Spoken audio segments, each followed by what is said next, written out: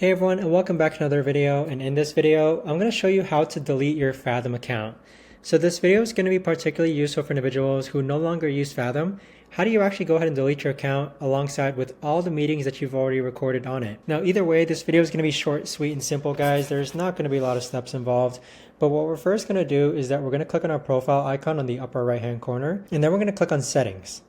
So underneath Settings, you want to scroll all the way down to where it says delete account. Now keep in mind that your account getting deleted is permanent and that all recordings and data will be deleted as well. So this is a permanent action and it is no longer reversible.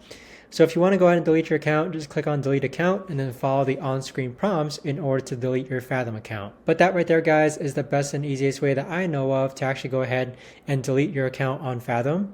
If you guys know of a better or easier way to actually do this, let me know in the comments down below.